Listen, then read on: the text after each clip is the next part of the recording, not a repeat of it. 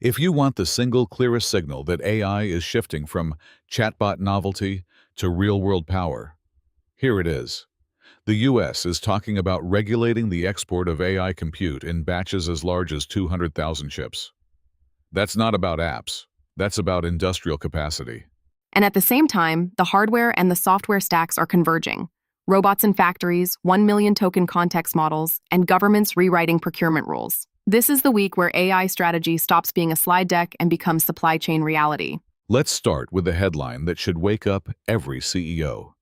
Reuters says the US is debating a new export framework where 200,000 AI chips triggers requirements like foreign investment in US data centers or security assurances. And even shipments under 1,000 chips could require licenses.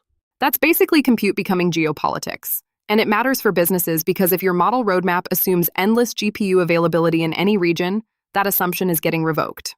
Also, Reuters, via the Financial Times, says draft civilian procurement rules could require AI vendors to allow any lawful government use, essentially an irrevocable license.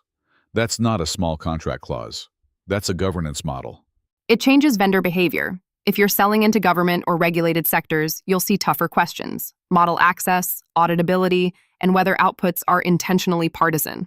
Even if you don't sell to government, those requirements tend to leak into the enterprise standard. Practical takeaway.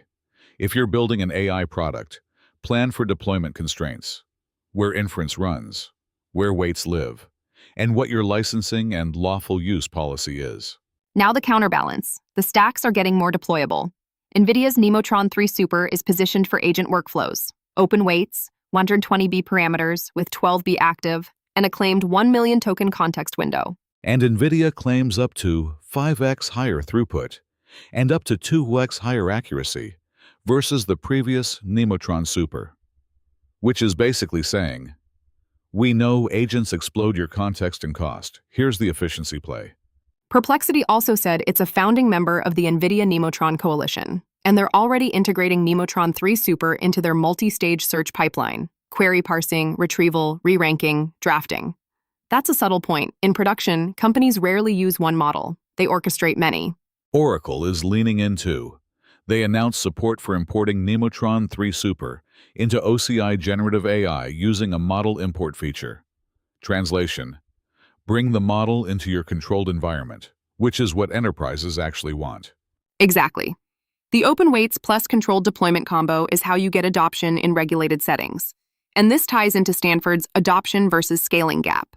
Stanford's 2026 AI Index says organizational adoption is at 88%. So the should we try AI debate is over. But Stanford's Digital Economy Lab playbook says only 33% have scaled AI enterprise-wide. And it cites a brutal stat: 95% of Gen AI pilot programs fail to produce measurable financial impact in an MIT study it references. This is the moment execs need to hear.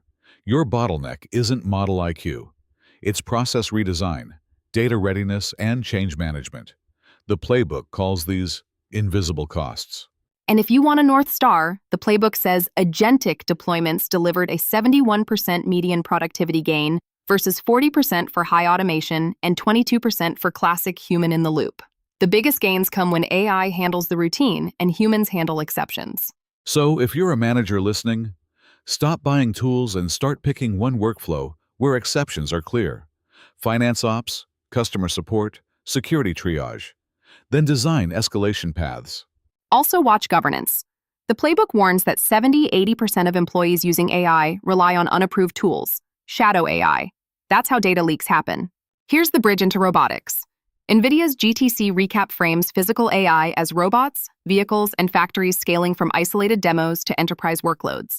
They cite frontier models like Cosmos 3, Isaac GR0T N1.7, and Alpamayo 1.5.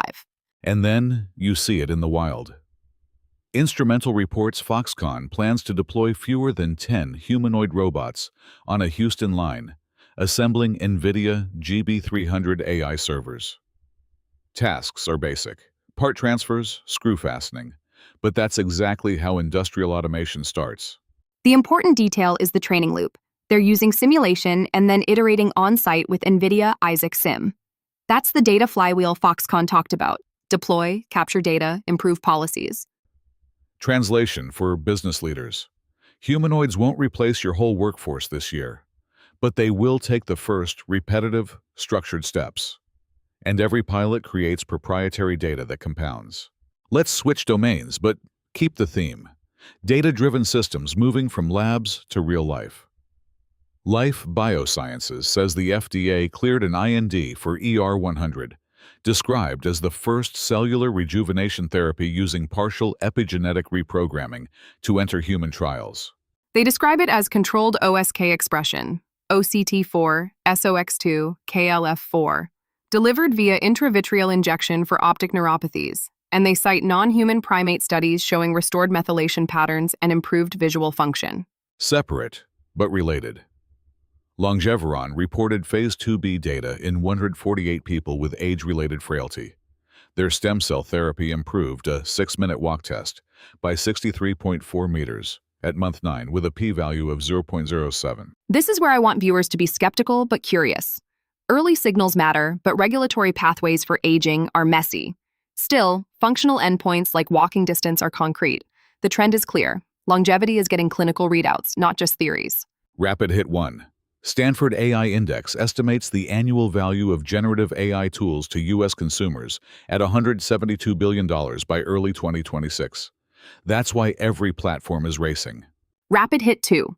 If your org is experimenting with agents, Stanford's playbook says 62% are experimenting, but only 23% are scaling. The gap is the playbook.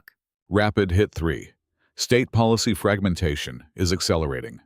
The Transparency Coalition Roundup lists multiple proposals targeting therapy chatbots, deepfake provenance, and new AI safety commissions.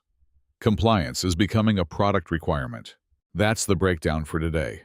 The stories are moving fast, but the playbook for staying ahead doesn't change. If any of this hit close to home for your industry or your role, the newsletter goes deeper every week. Link in the description. We're Marcus Reed and Sarah Chen. This is your AI future. Subscribe if you want to keep up, and we'll see you tomorrow.